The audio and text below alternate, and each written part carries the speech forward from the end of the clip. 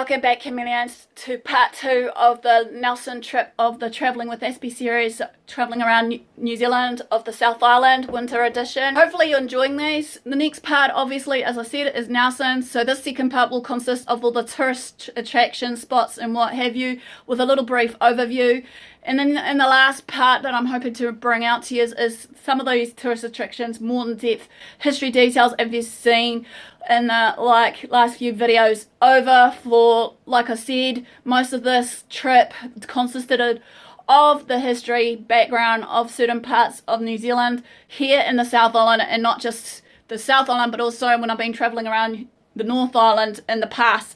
So sit tight and relax, and I'll be back with you shortly, chameleons. As you can see in the original map of Nelson right now, as I'm taking you all down around Nelson right now, they'll be broken into certain categories for you all to look at. So the very first category will be your national parks, lakes and park. Obviously if you're into outdoorsy stuff like hiking, fishing and what have you, as well as with that you could possibly go through some tracks in Nelson that will give you some thrills and spills of the bike rides through one of the mountain ranges down there. And in saying this, also based on this, we'll show you some tourist attractions that are known for, based on like certain places that you'll see following on in the piece, along with also just like the botanical gardens, maybe in some museums if you're into, you know, museum gallery kind of stuff with the art and history versus everything else that will be shown. So stay tuned, chameleons, and I'll be back with you shortly with some brief info on each of the places in Nelson of what you can see and do. Stay tuned. Let's do some travelling, shall we?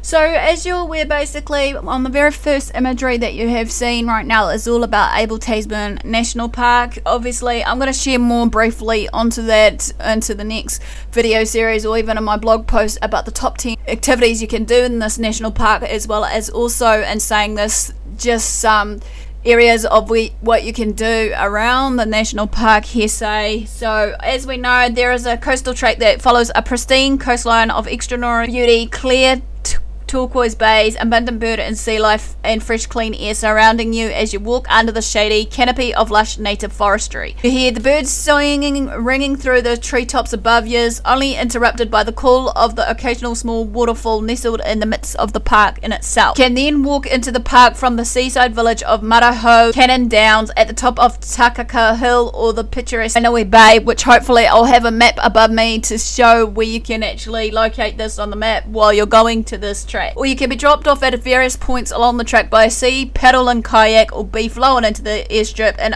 Awaroa Bay by plane or helicopter. Several water transport operators are based in Kaiteritiri and Maraho at the southern end of the park, and many offer other combo options so you can cruise, walk or kayak sections of the park at your own pace.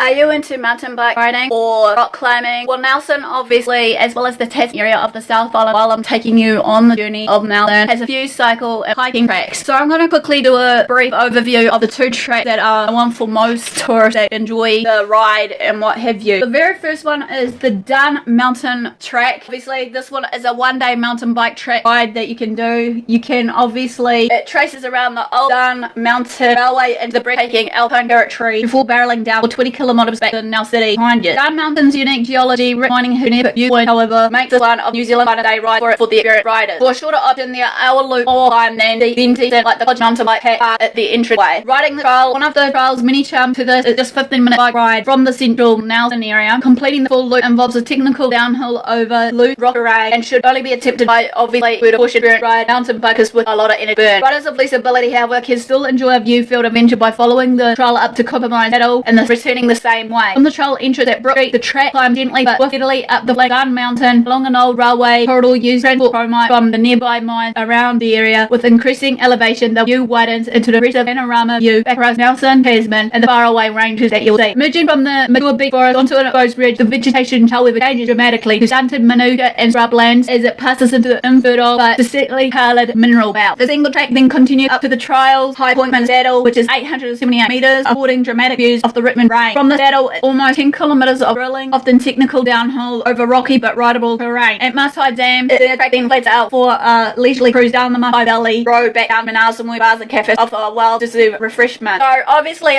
you'll see a map showing these tracks that I'm talking about right now to you guys, and hopefully I'm saying that basically you can follow along of these two tracks and maybe some other tracks that are in the actual video of this side especially. So just as a trailer route for this one that I'm talking about of the Coppermine Trail, basically is now opening in after damages from certain storms, because obviously Nelson recently had a few storms over winter and everything else and it started flooding out. Pipeline section from the Masai Dam back towards the Nelson Sea, however, has a detour route for you guys in place via the Masai Valley Road. The section between Four Corners and Third House will, however, remain closed sadly due to the slip, with a detour in place up the Brook Sanctuary line. Obviously, you can check the official website, which I'll link it in the description or even in front of you to let you guys know. Back to the video. The Coppermine Trail is one of the New Zealand's most accessible alpine mountain bike rides, all the more memorable all up in relatively easy auxiliary down, amazing rock, sweet, beach forest, and meandering river trail. Starting at Nelson cafes and pubs, this amazing day, another day ride, head directly into the spectacular hill country view via the Hodges mountain bike park and a long, consistent tramway line. Climb up the Down Mountain Walkway. Broad panoramas of Tasman Bay and the rocky tops of Coppermine Saddle are just some of the rewards that you likely see. Others are the brilliant 10-kilometre downhill through the rock garden and bush, and the leisurely pedal back down to Nelson via the pretty Masai Valley. The technical grade 4 downhill section makes the full loop best suited for the fit and experienced single track rider, obviously, but intermediate grade riders can enjoy a loop around the low Hodges track or a return ride via the Dun Mountain Railway to Third House or Coppermine Saddle. Welcome back, chameleons. Obviously now it's time to take you all on activities that you can do in Nelson, New Zealand. There are plenty of activities and tourist attractions to be had and to be seen and enjoyed and indulgent. The city is a trove of treasures, and the Warden of Nelson region is mother with pockets of paradise. More sunshine than any other place in New Zealand. There is no shortage of things to do in Nelson, so whatever you want to do that tickles your fancy, there'll be something for everyone. If you want to, the first one I want to share with you all is basically the wearable art and the classic car museum, which you've seen hopefully the classic car museum video. If not, I'll link it in the description box below me so that you can get a fair idea of what it's about. But this one of the wearable art, especially if you're not into the wearable arts, that's fine. I'm guessing that you could be old-fashioned car fan. These bring together the innovation of design and into the one world of wearable arts event. Usually is started in Nelson but has now become some huge big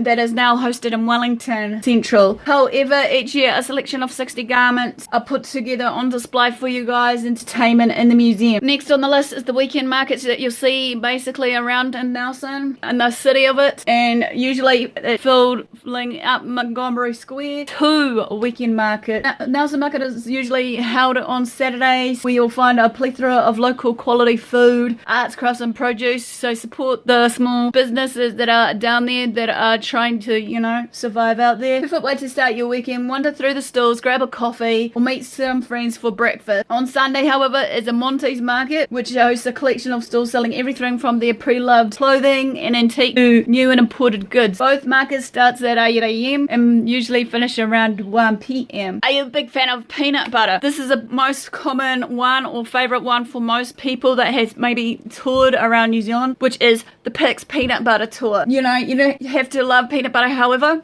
you can just go in there to enjoy the tour. The story behind this nutty business is a good one, and the tour guides will tell you the story at its best and finest. You can get taken into the heart of the factory and see how the products are made and packaged and ready to sell all over New Zealand and all over the world. If you want to avoid the crowds, book the first tour I suggest to you, or guide of the day, and then you can relax and enjoy the good food and beverages that Pix Cafe offers to you guys. I didn't even see some of the attractions or done some of these activities, which I'm hoping maybe in future if Father and I do decide to go back down, that's on my bucket list. Next is obviously one of the beaches in Nelson or outskirts of Nelson, and that's Tahunanui, which is like a suburb, locals' favourite place to enjoy the sun, sand and sea. You can park it up into the beach reserve and enjoy a range of activities and amenities. These activities will include stand-up paddleboarding, swimming, a zoo, skate park, water park, tennis courts, BMX tracks and mini golf. So it's also a popular place for dog walkers, runners or strolling the long sandy shoreline. So there are plenty of nearby cafes also, as well as restaurants if you're feeling ever pickish as well. So there's a whole range of things to do. Next one on the list is the Wonderland of the Nature Land Wildlife Trust, if you want to wander into it. If you plan to spend some time in Tahunanui, obviously this is located off, then make sure you include a visit to this little special zoo, home to a variety of native and exotic animals. This is a treat for all ages. This is a non-profit and non-governmental organisation. The Nature Land Wildlife Trust is a conservation community that is effort driven by very passionate staff and volunteers that has taken their time to look after and preserve the nature or wildlife of all these exotic birds, lizards, you name it, you'll see it. You can expect to see some very special native species, including the cheeky kea, as it's classically known for, the ancient tuatara, the noisy kaka, and a host of other number of birds. Some of the very cool exotic animals will include some of the primate, meerkats and porcupine along the way. If you're into wanting to look into something like a museum, there is a few museums around from memory, or just the one most common one I can think of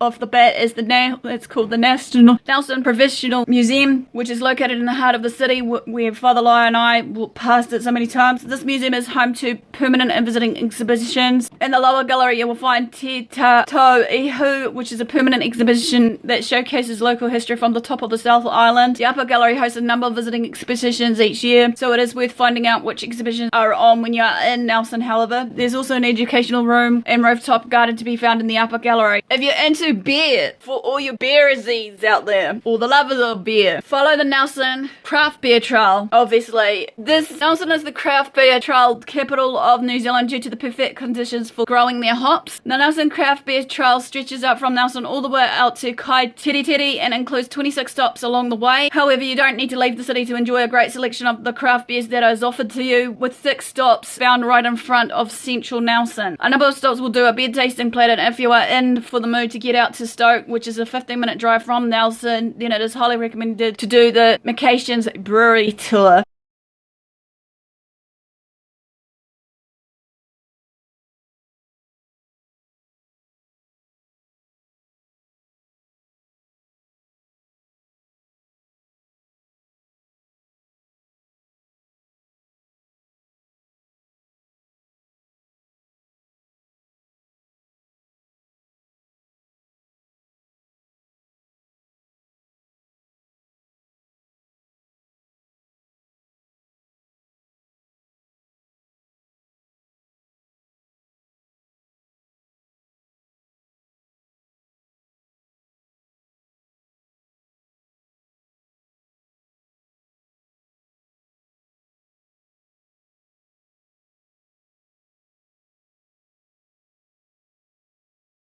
So this quickly ends a short part about the activities that I can find so far for you guys of what you can do in Nelson. There are plenty more, obviously, which hopefully I'll list in the description box below.